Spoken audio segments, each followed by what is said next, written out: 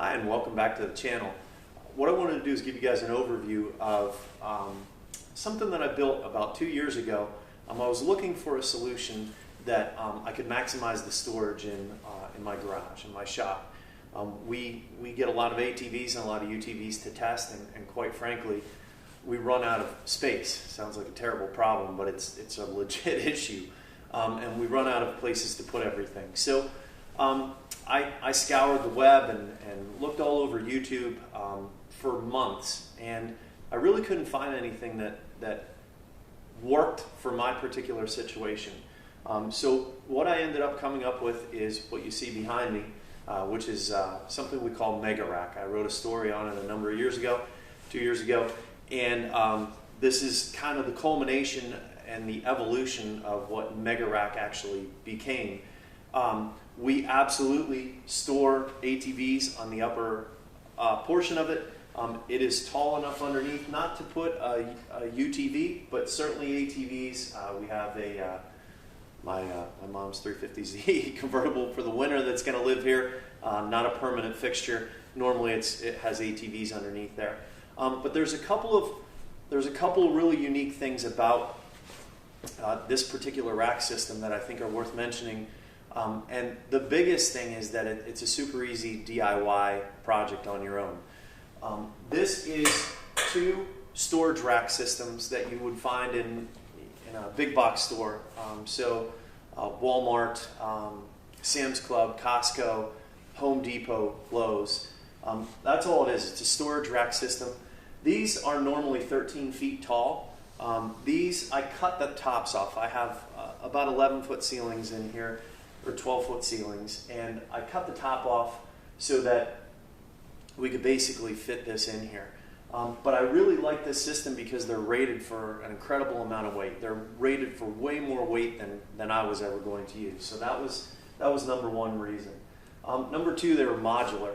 So I could actually go pick it up. These actually came out of a fireworks shop local to me, and they were selling off their racking systems.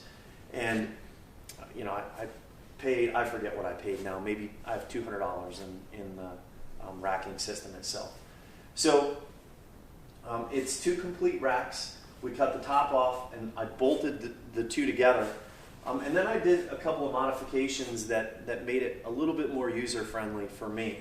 So these ramps are actually from Diamondback. I run a Diamondback truck cover. You may have seen my video. I'll put a link in here to the video on installing the Diamondback truck cover. Awesome product, by the way.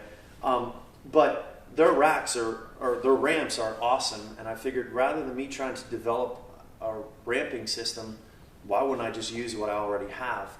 The only thing that I was missing was these bars that they hook to. So I contacted Diamondback, and they hooked me up with a set of these. It's exactly the same thing that they use on their rack system for their trucks.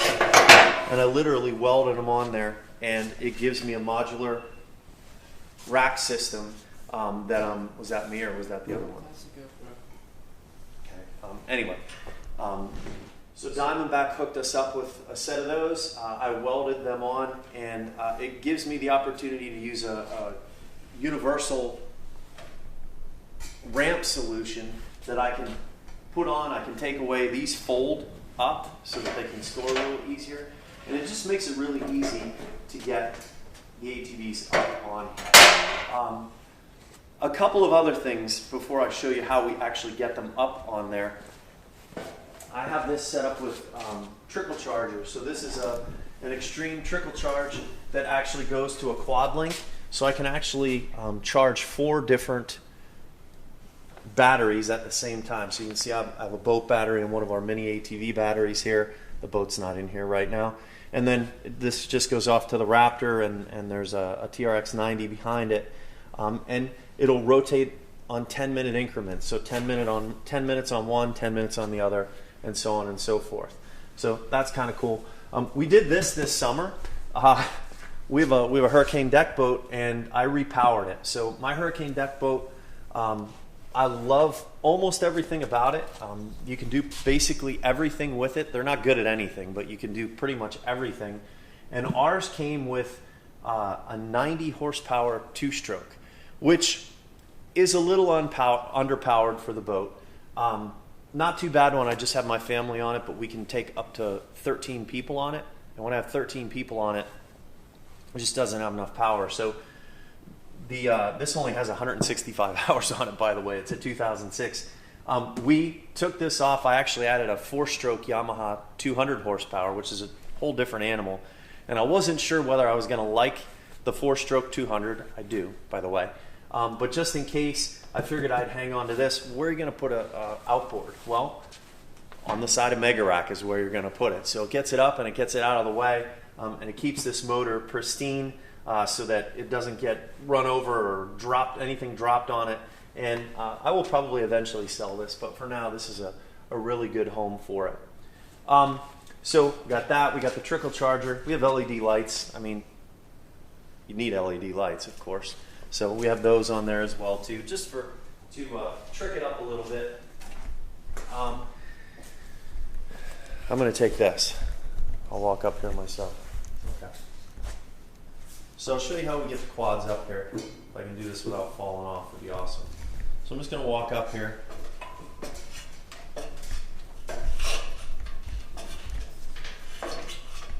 Have a XMR Outlander Can-Am that we're going to do some testing with, which is going to be really fun. A little too cold here to do it now.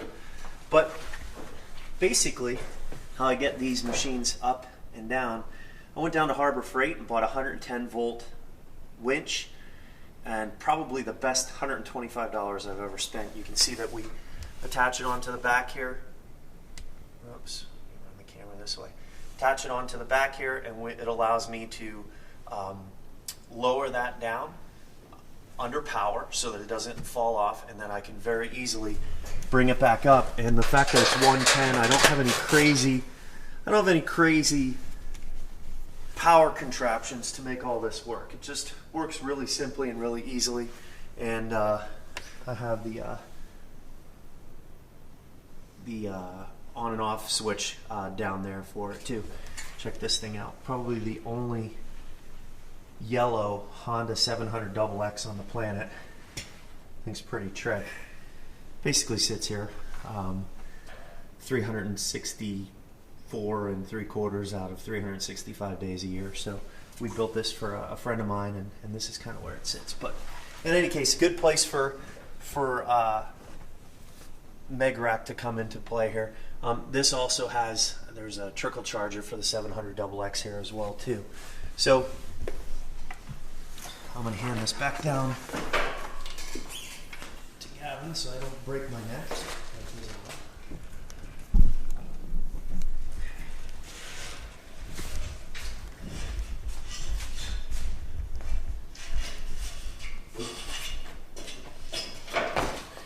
Anyhow, so if you want to build a rack like this yourself, you know, I looked into having them shipped in. The shipping costs more than the racking does. So I would check Facebook Marketplace. I would check Craigslist.